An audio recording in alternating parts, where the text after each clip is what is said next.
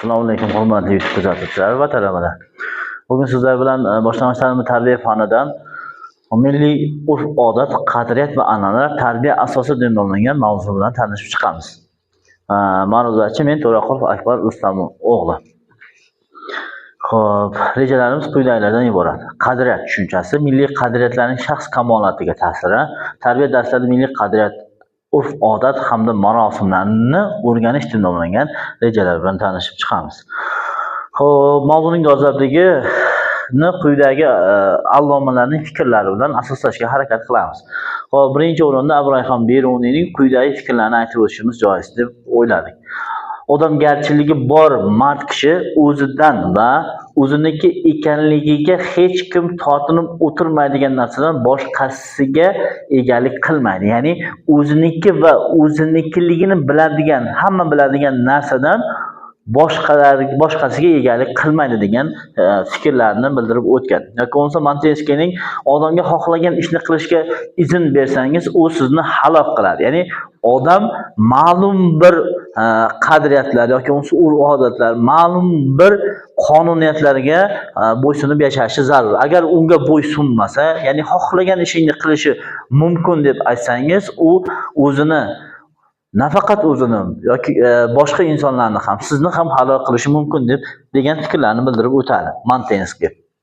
Xo'p, fanni o'qitishdan maqsad, ya'ni tarbiya fanini o'qitishdan maqsadimiz nima? Xo'p, tarbiya fanini o'qitishni tarbiyani o'zi nima ekanligini, tarbiya fanini o'zini anglashimiz uchun Abdulla Avloniyning quyidagi fikrlarining mohiyatiga yetishimiz zarur hisoblanadi. Tarbiya biz uchun yo hayot, yo mamot, yo najot, yo halokat, yo saodat, yo falokat masalasidir. Ya'ni tarbiya bizga hayot beradi. Yoki tarbiyamiz bo'lmasa, biz mamot bo'lamiz, ya'ni tugaymiz. Yo najot. Tarbiya bizga najot beradi. Agar tarbiya bermasak, u bizni halokatga olib keladi. Tarbiya bu saodat, ya'ni tarbiya bizga saodat beradi. Yo bo'lmasa, tarbiya bermasak bizga falokat olib keladi degan fikrlarni anglatib o'tib ketadi. Xo'p, ya'ni tarbiya fanini o'qitishdan maqsadimiz nima? Tarbiya fanini o'qitishdan maqsadimiz o'quvchilarni muvaffaqiyatli ijtimoiy hayotga tayyorlash. Ya'ni bu bizning birinchi maqsadimiz. O'quvchilarni muvaffaqiyatli ijtimoiy hayotga tayyorlash bu bizning dolzarb oldimizda turgan eng muhim maqsadimiz hisoblanadi. Ya'ni biz tarbiya bergan o'quvchilarimiz ijtimoiy hayotda muvaffaqiyatli o'z faoliyatini davom ettirib ketishi zarur. Xo'p, ikkinchi 21-asr ko'nikmalarini shakllantirish. 21-asr ko'nikmalarini biz bilamizki, 4 tadan iborat. Bu kritik, kollaboratsiya, kommunikativlik hamda kreativlik hisoblanadi. Kritik bu tanqidiy fikrlash, kollaboratsiya jamoaviy ishlash, kommunikativlik muloqot qila olish ko'nikmasi, muloqotga kirisha olish ko'nikmasi, kreativlikni juda yaxshi bilamiz, bu ijodkorlik hisoblanadi. Uchinchisi ma'naviy axloqiy fazilatlarni rivojlantirish. Ya'ni tarbiya fanini o'qitishimizdan yana bir maqsadimiz o'quvchilarda yoki bo'lmasa talabalarda ma'naviy axloqiy fazilatlarni rivojlantirishimiz zarur ekan. Keyingisi raqobatbardosh va intellektual rivojlangan shaxslarni tarbiyalash. Ya'ni 21-asrda biz ta'lim-tarbiya berayotgan o'quvchilar jamiyatda faol ishtirok etishlari, jamiyatda faol bo'lishlari yoki bo'lmasa jamiyatda o'z o'rnini topishlari uchun ular raqobatbardosh va intellektual rivojlangan shaxs bo'lishlari zarur hisoblanadi. Va tarbiya fanini o'qitishdan maqsadimiz xuddi shu 4 tadan iborat. Xo'p, biz bilamizki, ta'lim va tarbiya degan tushunchalarimiz mavjud. Ya'ni pedagogikaning asosiy kategoriyalarining ichida ta'lim degan tushuncha ham bor, tarbiya degan tushuncha ham bor. Xo'p, ta'lim va tarbiya bu qushning ikki qanotidir degan edi bu birinchi prezidentimiz Islom Abdug'aniyevich Karimov. Biz ta'lim va tarbiyani bir-biridan ajratmaymiz, yaxlit jarayon hisoblaymiz, lekin bir-biridan farqlarini anglab olishimiz zarur. Xo'p, bu farqlarni biz Venn diagrammasi, ya'ni Euler-Venn diagrammasi orqali ifodalashga harakat qilganmiz.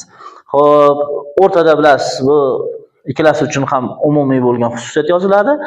Ikkalasi uchun ham umumiy bo'lgan xususiyat bu aniq maqsadga qaratilgan. Ya'ni har tomonlama barkamol shaxsni tarbiyalashga qaratilganligi ta'limning ham, tarbiyaning ham eng muhim jihatlaridan biri hisoblanadi.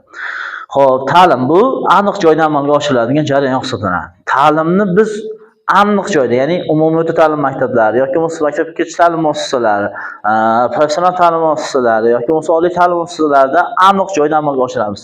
Tarbiya esa joy tanlamaydi. Tarbiyani biz xohlagan joyda, xohlagan vaqtda berishimiz mumkin. Ya'ni o'quvchilar, inson, shaxs ta'lim muassasasida ham tarbiya olishi mumkin, ko'chaga chiqqanda ham kimdir tarbiya berib qo'yishi mumkin. Xo'p, muayyan vaqt talab qiladi ta'lim uchun. Xo'p, ta'lim uchun biz konkret vaqt talab qilamiz. Misol uchun umumiy o'rta ta'lim muassasalarida belgilangan soatlarda dars o'tiladi, bu ta'lim beriladi. Tarbiya esa vaqt tanlamaydi. Xo'p, ta'limni aniq mutaxassis amalga oshiradi. Misol uchun biologiya fani o'qituvchisi yoki tabiatshunoslik fani o'qituvchisi, tabiiy fanlar fani o'qituvchisi aniq shu fan bo'yicha mutaxassis hisoblanadi. Tarbiyani biz hamma berishi mumkin. Tarbiya uchun mutaxassislik so'ralmaydi. Tarbiya uchun tajriba zarur. Ya'ni urf-odatlarni, qadriyatlarni mavzumiz bo'yicha qadriyatlarni bilgan shaxslar ham tarbiya berishi mumkin. Undan tashqari o'z ichiga juda ko'p narsani qamrab olishi bilan ham tarbiya ta'limdan farq qiladi.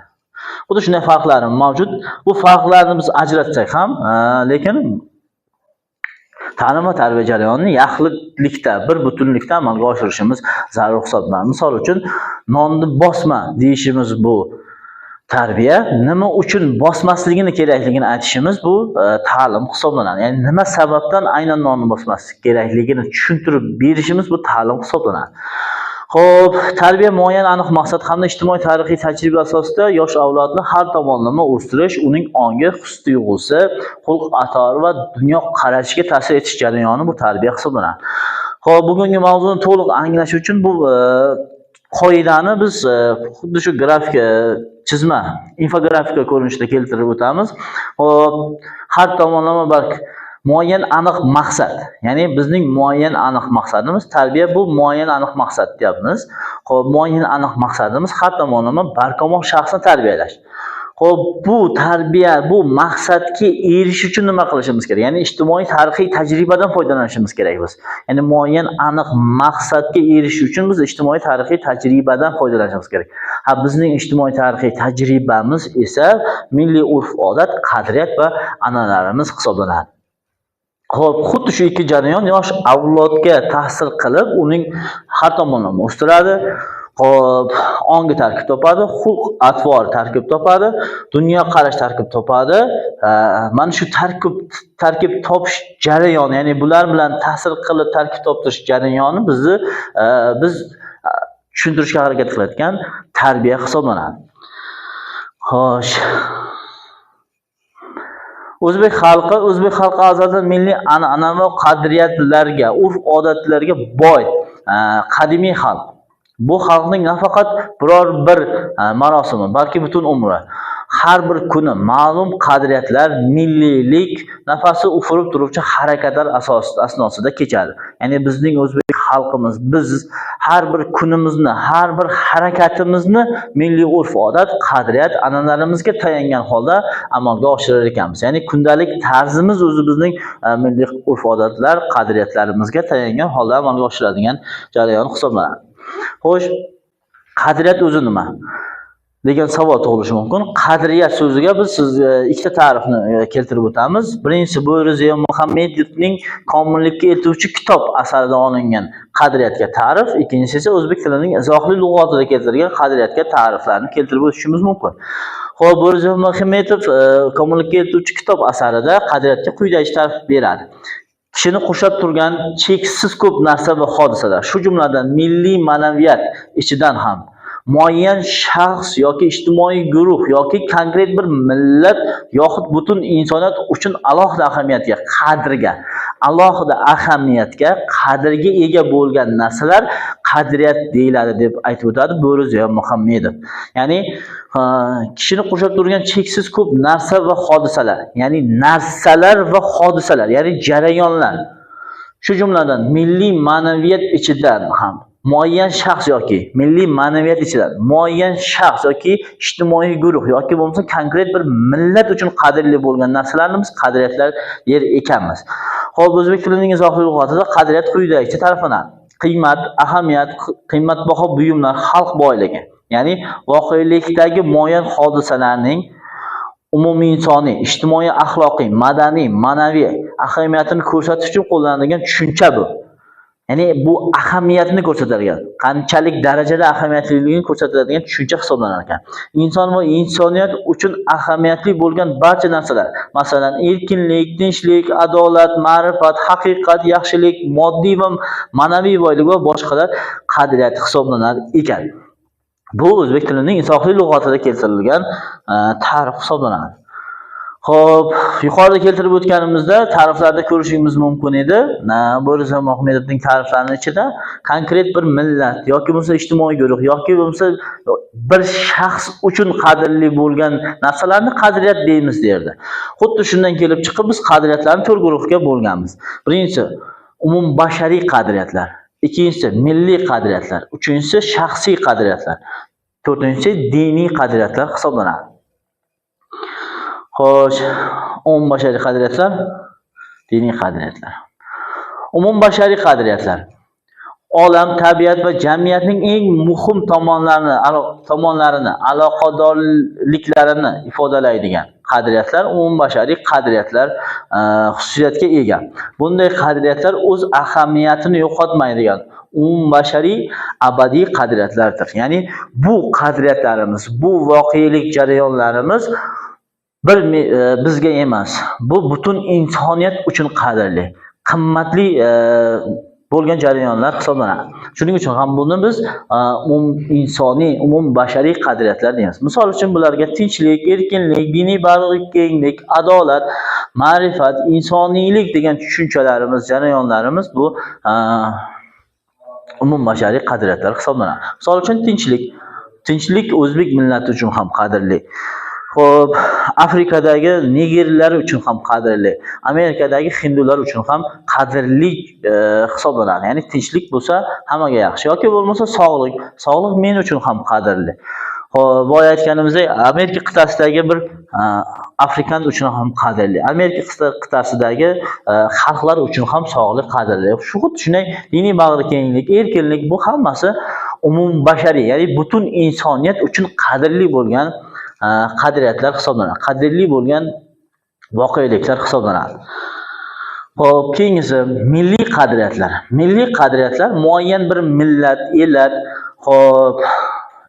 millat, xalqning hayoti, turmush tarzi, tili, madaniyati, urf-odati va an'analari, o'tmishi va kelajagi bilan bog'liq qadriyatlar milliy qadriyatlar. Ya'ni muayyan bir millat uchun qadrli bo'lgan ijtimoiy jarayonlar, voqeliklar bu milliy qadriyatlar hisoblanadi. Bularga mehmondo'stlik, misol uchun o'zbek millatiga xos bo'lgan qadriyatlarga mehmondo'stlik, ochiqyuzlilik, oliyjanobiylik, saxiylik deb nomlangan qadriyatlarni kiritishimiz mumkin. Xo'p, keyingisi shaxsiy qadriyatlar hisoblanadi. Inson uning faoliyati, turmush tarzi, e'tiqodi, umr ma'nosi, odobi, go'zalligi bilan bog'liq qadriyatlar bular shaxsiy qadriyatlar hisoblanadi. Misol uchun men uchun eng qadrli, men qadrlaydigan narsalar bular mening shaxsiy qadriyatlarim hisoblanadi. Misol uchun siz uchun eng qadrli bo'lgan narsalar sizning shaxsiy qadriyatlaringiz hisoblanar ekan. Mana shu 3 ta qadriyatlarni biz bolalarning ongiga singdirishimiz kerak. Xuddi shu qadriyatlar asosida biz bolalarga ta'lim, tarbiya berishimiz zarur ekan. Xo'p, diniy qadriyatlar. Diniy qadriyatlarni biz islomiy manbalar, ya'ni bizning xalqimiz islom xalq hisoblangani uchun islomiy manbalar, diniy qadriyatlarni biz islomiy manbalardan qidirishga harakat qildik. Xo'p, bularga islomiy manbalar o'zi 2 qismga bo'linadi. Qur'oni Karim hamda hadis shariflar hisoblanadi. Qur'oni Karimda keltirilgan axloqiy diniy qadriyatlarimiz bilim olish, vatanparvarlik, ochiqyuzlilik, halollik, tinchsevarlik bo'lsa, hadis sharifda keltirilgan ixlos, iymon, ota-onaga hurmatlik qilish, halollik, poklik, rostgo'ylik, oliyjanoblik. Ya'ni shu tushunchalar, shu qadriyatlar asosida biz yosh avlodga ta'lim, tarbiya berishimiz zarur hisoblanar ekan. Xo'p, urf-odatlar, turfa hodisalar, xatti-harakatlar, tarixda qayta takrorlanadigan odamlar ruhiyatiga turg'un shaklda singib ketadi. Ya'ni qayta takrorlanishi natijasida odamlarning ongiga singib boradi. Xo'p, xalq xotirasida ana shu yo'l bilan hosil qilingan bilim, tajribaga ega boylik zarur hollarda u har qanday muammoni yashirin mo'jizakor kuchga tayangan holda yechish imkoniyatini beradi. Ya'ni urf-odatlarimiz bizda hop insonning oldida turgan har qanday yashirin muammolarni yechishga xizmat qiladigan urf-odatlarimiz mavjud ekan. Xo'p, ularning kuchi avvalo shundaki, odamlarni kim bo'lishidan qat'iy nazar, mutanosib holatlarda o'ylab o'tirmay bir xil harakat qilishga undaydi. Misol uchun, mahallangizda qaysidir janoza bo'lib qolsa yoki bo'lmasa, qanaydir tadbir bo'lib qolsa, u boymi, kambag'almi, o'sha yerga kirib hamdardlik bildirishga majbur hisoblanadi. Bu yashirin kuchning nomi esa bu bizning urf-odatlarimiz hisoblanadi. Xo'sh, keyingi urf-odatlarni aytib o'tdik. Boshlang'ich ta'limda. Boshlang'ich sinfda o'quvchilarni oila, maktab hamkorligida milliy qadriyatlar asosida tarbiyalash asosiy tarbiya vositasi sifatida muhim ahamiyatga ega. Ya'ni bizni boshlang'ich sinflarimiz, boshlang'ich sinf o'quvchilarimiz oilada va maktablarda hamkorlikda milliy qadriyatlar asosida tarbiyalashimiz eng muhim dolzarb masala hisoblanar ekan. Xo'sh, milliy qadriyatlar. Xo'p, xalq pedagogikasida, ya'ni xalq pedagogikada yoki bo'lmasa xalq pedagogikasida quyidagi vositalar orqali boshlang'ich sinf o'quvchilarini milliy qadriyatlar asosida tarbiyalashni yo'lga qo'yish mumkin hisoblanar ekan. O'zbek xalq milliy o'yinlari, milliy qo'shiqlar va laparlar, milliy raqslar, an'anaviy marosimlar, sayillar, dala sayli, gul sayli va qovun sayli marosimlari orqali biz o'quvchilarga milliy qadriyatlar, urf-odat va an'analarimizni singdirishimiz mumkin ekan. Xo'p, quyida biz tarbiya darsliklaridagi berilgan milliy qadriyatlarimiz, urf-odatlarimizni ko'rishimiz mumkin. Misol uchun bizning millatga yoki bo'lmasa o'zbek sharq millatlariga xos bo'lgan eng ajoyib xislatlardan biri bu salomlashish odobi hisoblanadi. Salomlashish odobi, ya'ni yoshlar qariyalarni, yoshi kattalarni e'zozlash, hurmat qilish yuzasidan salom berishlari mumkin. Bizning maktabda barcha o'quvchilar bir-biri bilan iliq salomlashadilar. Yoki bo'lmasa, "Gar saloming bo'lmaganda 2 yamlamay yutardim" degan hikoyalar 1-sinf tarbiya darsligiga kiritilgan ekan. Xuddi shunday tahlillar mavjud. Bularni o'zlaringiz ko'rib olishlaringiz mumkin. Xo'p, bugungi sizlar bilan gaplashadigan masalalarim shulardan iborat edi. E'tiboringiz uchun katta rahmat.